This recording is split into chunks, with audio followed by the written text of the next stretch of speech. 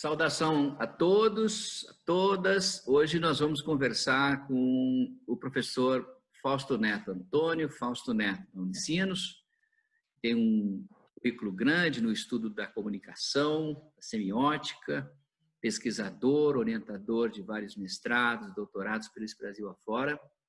E é um prazer muito grande recebê-lo hoje, Fausto, porque essa discussão sobre a semiótica e a comunicação neste momento histórico que vivemos nos parece extremamente relevante para que possa aclarar determinados elementos, fatores, linhas de pensamento. Então, ao te saudar, a minha primeira intervenção, eu gostaria de saber como a universidade, como você está vivenciando esse momento da pandemia como um professor. Parou tudo ou as coisas continuam andando, Fausto? Ô, Antônio, bom dia para você também, para todos que nos veem e ouvem, né, nesse momento de interlocução pelas redes. É muito interessante essa sua observação inicial, porque é uma evidência de que os processos relacionados com a semiótica aberta ensejam justamente esses tipos de protocolo de conversas, as aproximações de disciplinas, os olhares científicos em conjugação, se ligando e se religando para pensar formatos, inclusive os formatos da mediatização de temas tão complexos como esse em tempos iguais, nos quais nós estamos separados fisicamente. E aí eu pego o gancho sobre o que você me pergunta, né? Na realidade, nós estamos vivendo dois tempos, duas temporalidades. Pelo menos a temporalidade, digamos assim, da organização do trabalho inspirada nas estruturas físicas e nos tempos delimitados que nos colocávamos em contato uns com os outros em nossas rotinas laborais, né? Na universidade, na organização, na pesquisa, etc. E uma consequência da crise, né? Dessa crise que nos assola, e é uma consequência dela, enquanto efeitos, mas também uma intervenção dos processos científicos dizendo: parem a circulação. É preciso que vocês parem a circulação para que o vírus seja contido. São duas disputas de processos circulatórios. Então, nós estamos no interior de um tema extremamente interessante para os nossos estudos, né? Estudos de comunicação, de semiótica, de comunicação, estratégias, etc., porque nós temos que parar, estamos parando, estamos há 4 meses retidos em nossos ambientes, as nossas casas se viraram um multiambiente, nela se faz tudo, em função da nossa impossibilidade de nos colocar em contato nos moldes clássicos. Isso coloca um treinamento, coloca aprendizado, coloca desafios, coloca uma série de aspectos que estão vindo à tona nessas discussões que estão sendo colocadas em diálogo, em conversação, nesses moldes que nós estamos estabelecendo aqui. De modo que faço hoje, Antônio, nesse momento, nesse contexto de extrema, digamos, contenção, digamos, mas, por outro lado, um momento de muita reflexão sobre os formatos que vêm por aí, especialmente naquilo que diz respeito ao compartilhamento, experimentação de saberes.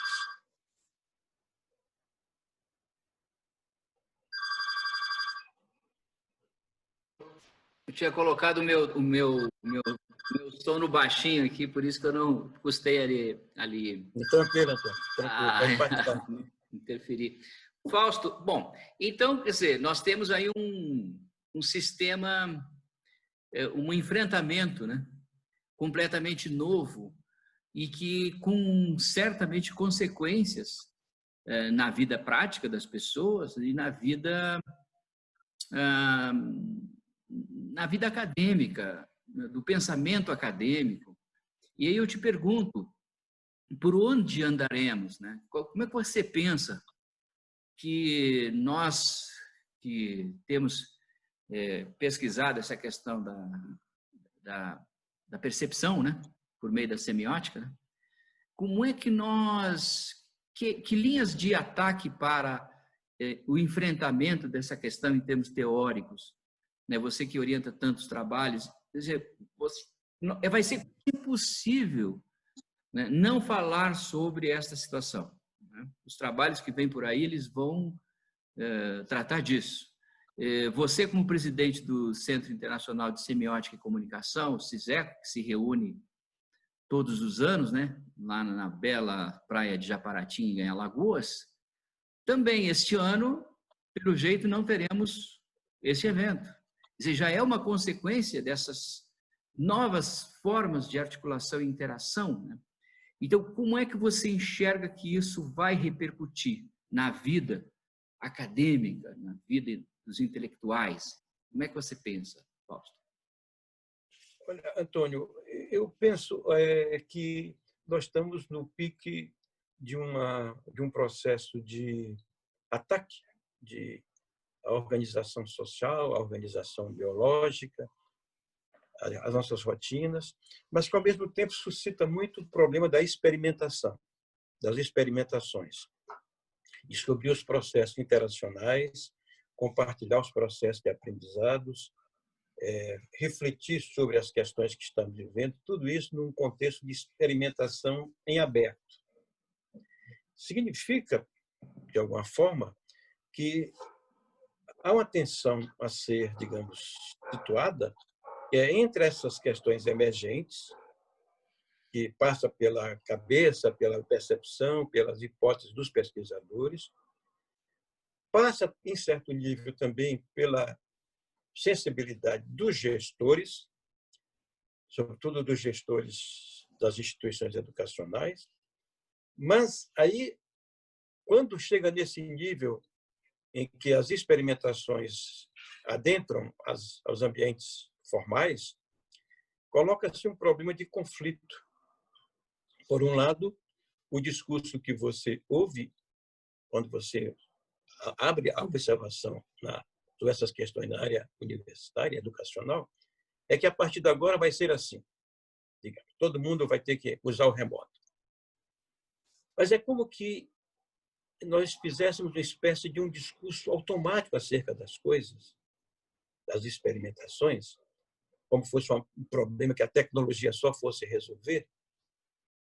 E, ao mesmo tempo, nós estamos relativizando o que pode aflorar de experimentações, inclusive dos relatos que as pessoas têm a dizer sobre os intentos que realizam no sentido de construir esses novos protocolos de interação, essas novas formas de lidar umas com as outras. Então, minha grande temeridade é que as instituições como as universidades, as escolas, de modo geral, decretem, bom, de fato não podemos seguir o calendário físico, nos reunindo fisicamente, presencialmente, e temos que utilizar o sistema remoto.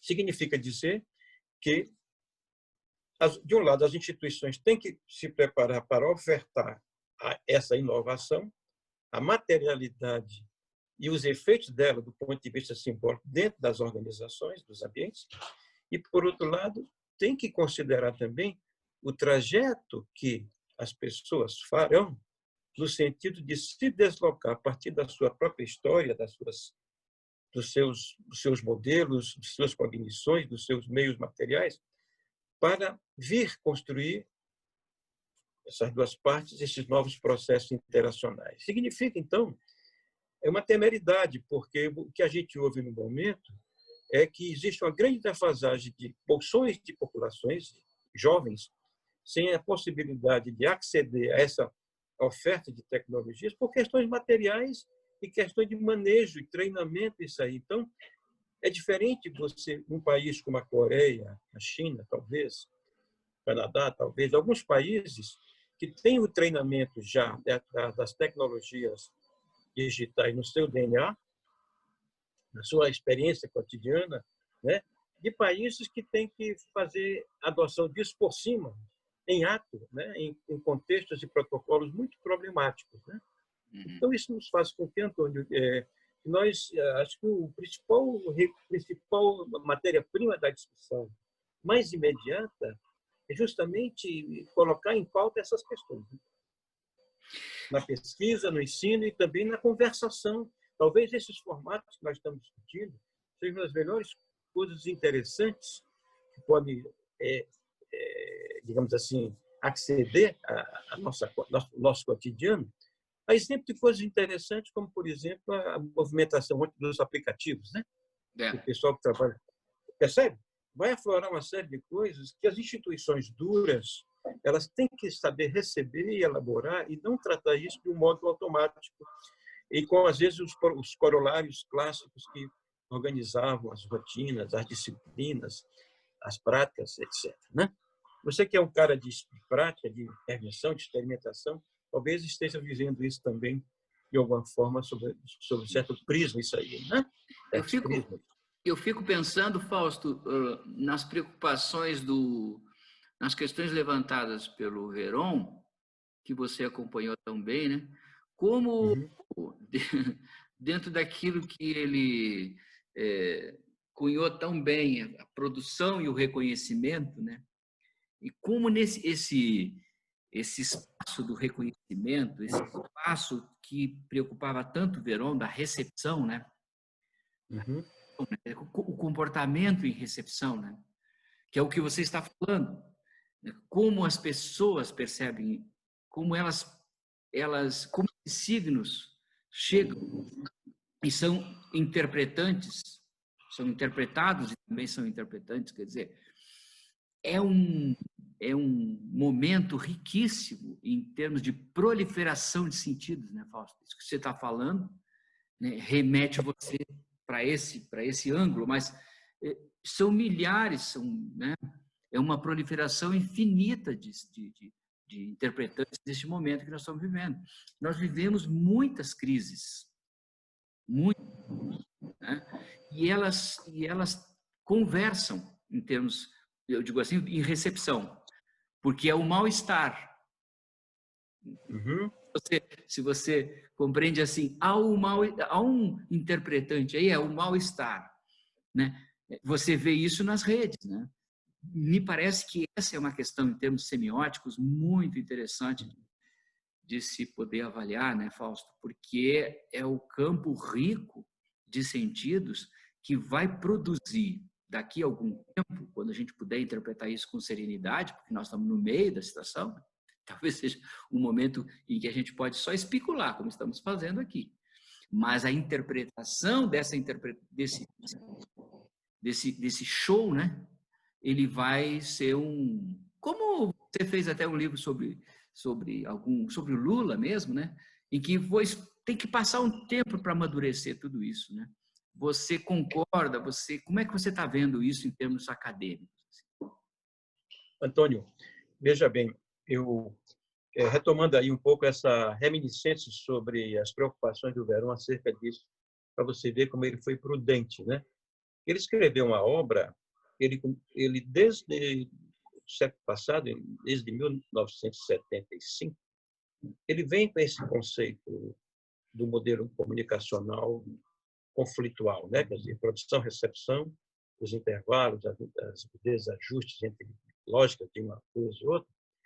E a última obra dele, ele faz um texto, na última obra dele, antes de morrer, um ano, que é o Revolução do Acesso. Ele escreve um artigo sobre a Revolução do Acesso, sobre a internet, colocando teses muito prudentes. De um lado, que a internet não era um meio, porque era um somatório de linguagens, colocava ao mesmo tempo que nós estamos a viver um processo muito inicial, muito seminal, da internet como campo de batalha, de disputas de sentido, né? Colocando todos esses aspectos.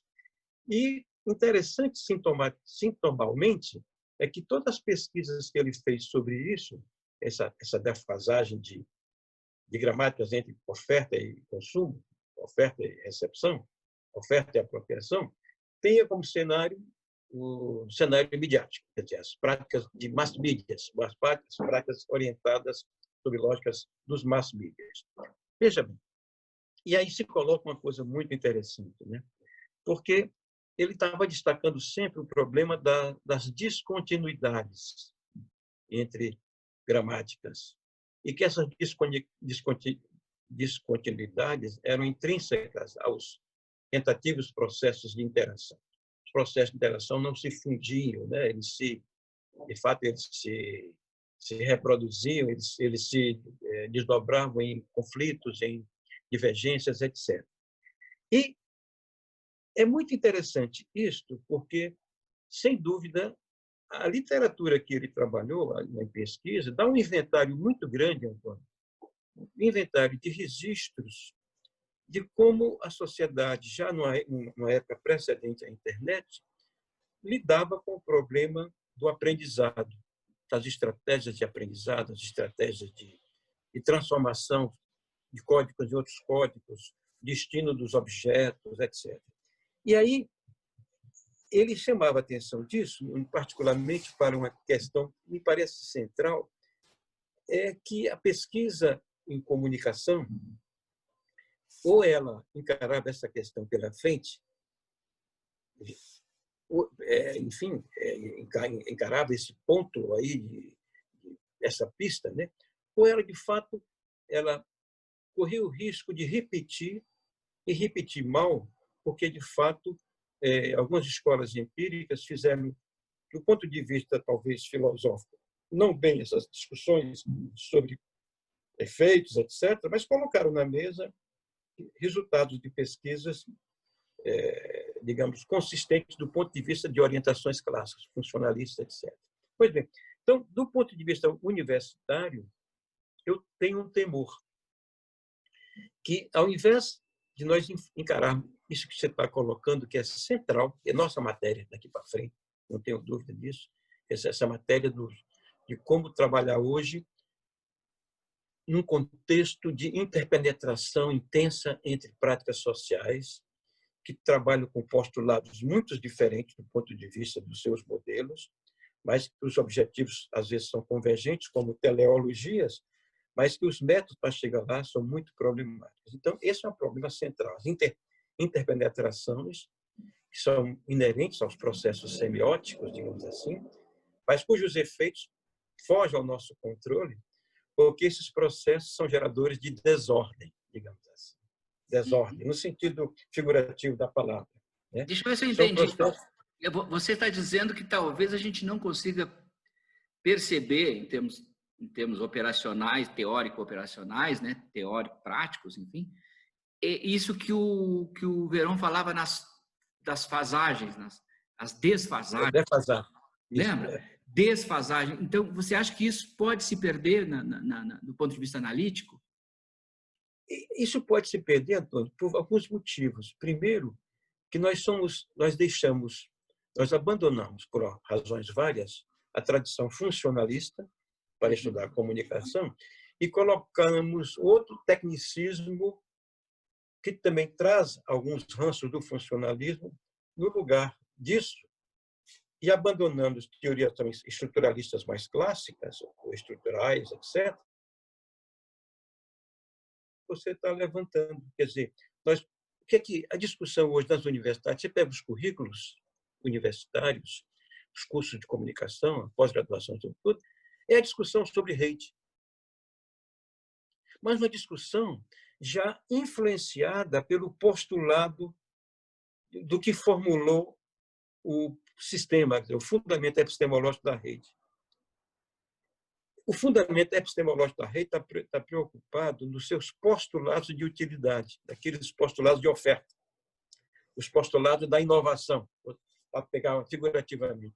Estamos preocupados com isso e não preocupados com o que se passa no meio e, sobretudo, o que se passa na cabeça e na cognição do homem ordinário, dos leitores, dos candidatos a aprendizados, que tem uma série de ofertas, de pistas a nos ansejar para que nós pudéssemos, se levássemos isso no nível do laboratório da universidade, das teses, das observações, a uma compreensão de um outro modelo que valorizaria, paradoxalmente falando, teses colocadas no início do século passado. Por exemplo, a obra do Gregory Bateson tem uma coisa belíssima, quando ele diz o seguinte: os processos de significação são fortemente injuncionados por modalidades colaterais de sentidos. Quer dizer, que emerge a cognição vem de lateralidades. E a gente está deixando passar as colateralidades E num contexto de aguda crise como essa, onde, eu vou chegar a um exemplo já para você, onde dois tipos de sistemas se chocam, produzidos esse choque não por um embate epistemológico, teórico, etc., tentativa experimental de pesquisa, mas produzido pelo coronavírus. Exemplifico. A crise entre o sistema, entre o discurso político versus o discurso científico.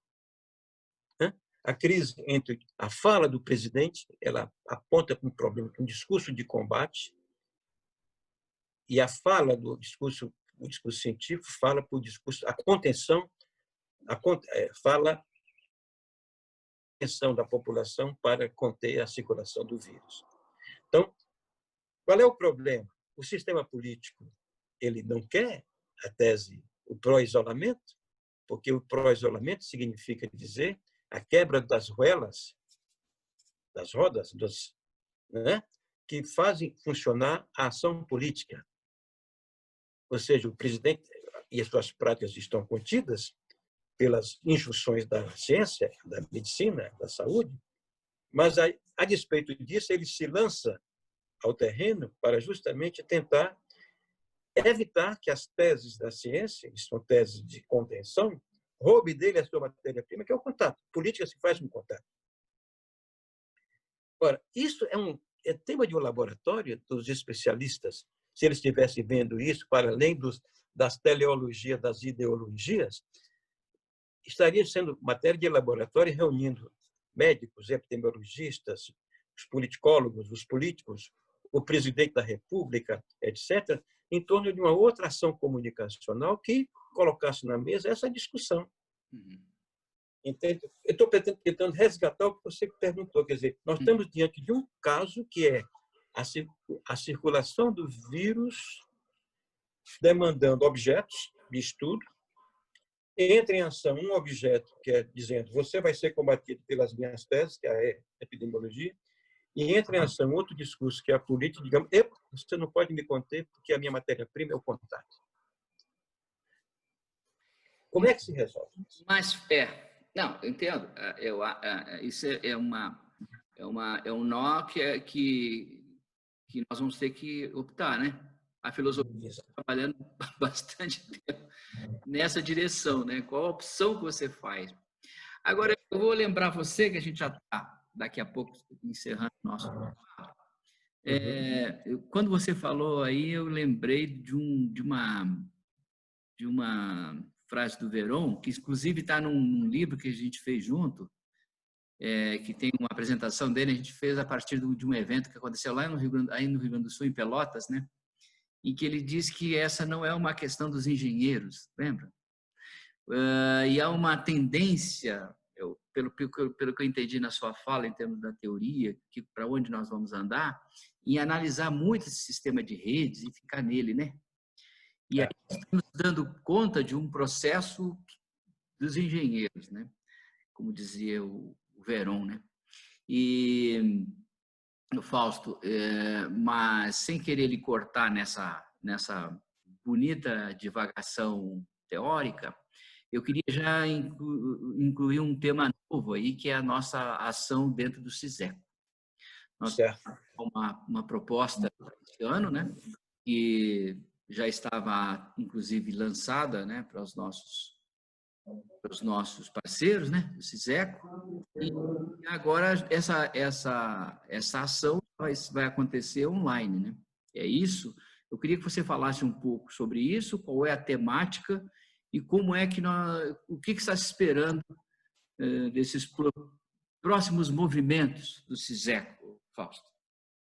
Antônio, eu começaria recordando uma conversa que nós tivemos há muito tempo atrás em sua chácara em Pelotas, uma conversa de uma humanidade imensa, onde você fala uma coisa que eu guardo no meu coração. É preciso estar atento aos sinais. Então, eu acho, buscando essa linda imagem, se você não está atento aos sinais, aquilo que aflora, você corre o risco de repetir, reproduzir, mas não elaborar. Então, eu eu acho que foi muito bonita a nossa reunião passada, porque ela trouxe o que eu chamaria para você assim, a antessala de uma coisa que estava acontecendo no tecido ecológico, político, etc., na fala de vocês sobre a Amazônia, na fala do óleo, sobre o óleo, na fala da biblioteca, né, da biblioteca em favela, nas diferentes falas que diziam, que nos chamavam, ou nós talvez estivéssemos atentos a um convite para alargar nossas impressões em torno desses fenômenos emergentes. Brumadinho, por exemplo. Eu acho que ali foi uma antessala que se talvez nos levasse a pensar alguma coisa naquela direção, ainda que não tivesse acontecido esse fenômeno, essa pandemia, alguma coisa que aprofundasse aquele momento lá. Para onde levamos isso? Porque também, se não temos resposta para onde levar isso, não há que repetir apenas um gesto burocrático, institucional, né? Então, eu acho que foi muito providencial, dois momentos muito providenciais. Esse momento que a gente para pensar esse nosso tempo, um conjunto de papéis que a gente estava recebendo, dos registros de processos comunicacionais emergentes, esses protocolos emergentes aí, e você chega com a ideia das entrevistas. Ou seja, nós fomos impedidos de fazer nossa reunião pelo caminho da estrutura física da organização, mas deslocamos para a nossa sobrevivência intelectual e sígnica para um espaço desse que eu acho que é uma possibilidade que tem certas garantias, digamos assim, de nos dar um caminho de trabalho e experimentação, né?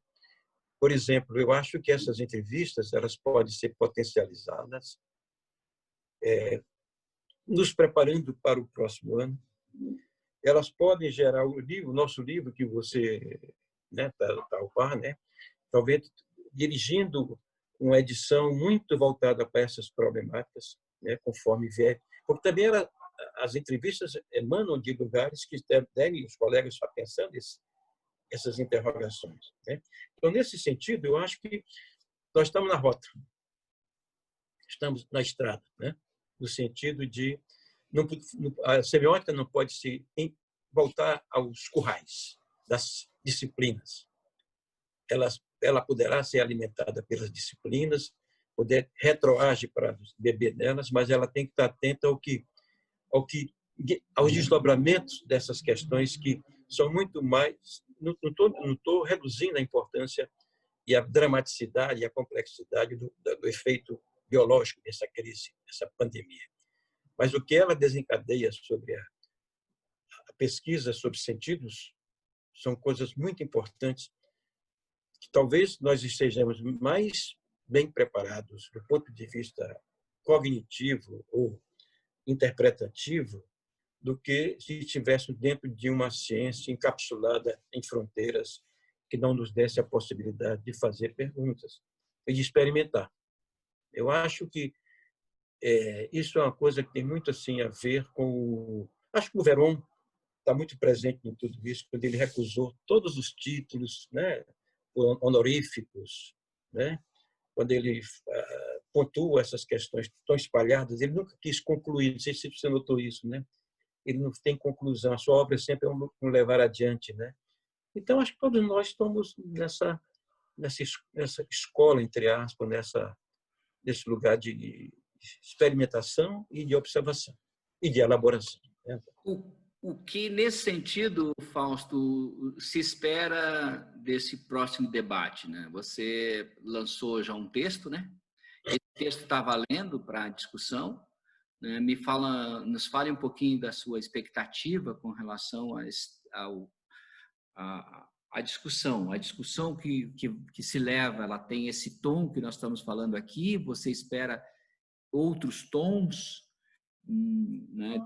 Do CISEC, o que seria interessante para os nossos vídeos seguintes, né, as nossas discussões seguintes, apreciar aqui na página do CISECO, o que se espera que as pessoas toquem, que pontos seriam interessantes ser tocados, né, pelos nossos queridos colegas que vão participar dessa aventura virtual de gravações, como nós estamos fazendo aqui, o que se espera este décimo encontro, né? Décimo ou 11º, Fausto? Décimo, né? 11º, né? Esse ano, 11º. 11º, né? Então, nesse 11º, né? Se nós estivéssemos lá em Japaratinga, você estivesse abrindo o evento, você falaria o quê? Você diria o quê na expectativa do evento? Eu tenho a impressão que nós falaríamos alguma coisa que das caminhadas, ou seja, o CISECO tem alguns postulados. Fausto, você pode repetir? Quando você aproximou muito do telefone, cortou um pouquinho a sua voz. Então, repita, por favor. Perfeito. Eu diria, Antônio, que que parece central nisso o desenvolvimento dessa caminhada, que eu acho ela marca um momento seguinte do CISECO, que é, de fato, como fazer com que as suas gramáticas de trabalho, de fundamentos, de propostas, possam se abrir para interagir com gramáticas que afloram da sociedade, de cientistas de várias naturezas, para pensarmos, não diria interfaces, mas articulações a partir desses nossos lugares, mas onde as questões que afloram nesse momento na vida dos indivíduos possam também ser priorizadas à luz da questão dos sentidos. O que significa tudo isso? Né? O que nós, por exemplo, uma das pessoas que vai falar conosco é um médico epidemiologista que vai justamente dizer, não, eu quero falar para vocês algumas coisas que populações estão pensando em termos de decodificação sobre isso e que isso não aflora nos discursos que circulam, né? Então, eu acho que nós temos que estar abertos a essas gramáticas. Quaisquer que sejam as gramáticas que estejam fazendo aflorar sentidos acerca dessa tensão, desse acontecimento choque, digamos assim, esse acontecimento com a sua maior complexidade, a maior relevância e impacto para nossas vidas e as vidas das instituições e do pesquisador e da sociedade. Se bem entendi a sua fala, você diz o seguinte: vamos fazer as nossas reflexões à luz daqueles conhecimentos, né, da percepção, da semiótica, das teorias da comunicação, das novas interpretações que se podem tirar daí, do que é válido em termos teóricos, o que nós precisamos introduzir em termos teóricos para conseguir compreender, mas nunca esqueça que isso está preso na questão da realidade cotidiana, da vida cotidiana, do elemento né, eu lembro do ano passado que a gente trabalhou com a realidade da Amazônia, né? E lembro da relevância de nós podermos tensionar com questões teóricas e pessoas que estavam ali que não tinham essa visada, essa pegada, ou estava um pouco distante a questão teórica, compreenderam, porque foi possível fazer esse link entre o que se estuda na academia e o que se vivencia na realidade, né? Me parece que a professora, né, trouxe essa questão aí da sua visada da Argentina, buscando compreender a comunicação desse ponto, e foi extremamente valioso entender isso. Então, essa é a continuidade, essa pegada é que nós esperamos, né, neste momento, nessa primeira reunião. Porque essa pegada ela está justamente em consonância com a tríade persiana. Impressões, fatos e as regras, né? Quer dizer, as impressões que emergem, os acontecimentos nas suas complexidades construídas pelos diferentes atores sociais e cientistas, etc. E os fundamentos que ajudam a ler essas questões de uma perspectiva socio-simbólica, socio-semiótica, digamos assim. Eu acho que estamos numa trajetória. no Estado. Estouramos o nosso tempo, Fausto. Vamos dar o exemplo. Ficar nos 40 minutos aqui com o pessoal, então estamos dando o exemplo. Então, perfeitamente. Estamos dando o exemplo aqui. Então, eu agradeço muito a sua participação aí, neste momento em que a gente está abrindo as conversas para este ano, né, dentro do CISECO. Aguardamos ali na página do CISECO as repercussões, as pessoas que fizerem comentários, perguntas, indagações, e a gente vai, na medida do possível, Fausto, atendendo a essa expectativa das pessoas, aquilo que a gente falou aqui. Então, eu te agradeço muito e coloco aí a sua despedida para o pessoal, Fausto. A gente espera estar reunido de outra forma, mas com a mesma intensidade, afeto e compartilhamento de experiências que isso fazem também, esses aspectos fazem também a vida de uma instituição jovem e tentativa, como se diz. Tá bom. Muito obrigado, então, Fausto, por essa conversa agradável e que a gente possa continuar esse trabalho com outros colaboradores do CISECO, sejam todos muito à vontade, porque vocês viram que aqui a gente ficou tomando chimarrão em casa, e é isso que a gente espera, uma coisa à vontade, não formalista, mas que agregue uma reflexão, um ponto, alguns pontos que permita que as pessoas possam pensar sobre questões da comunicação, da semiótica e da cotidiana. É isso que nós estamos aqui vivenciando. Muito obrigado, Fausto. Obrigado, Antônio. Até breve. Até a próxima oportunidade, Faustinho. Um abraço.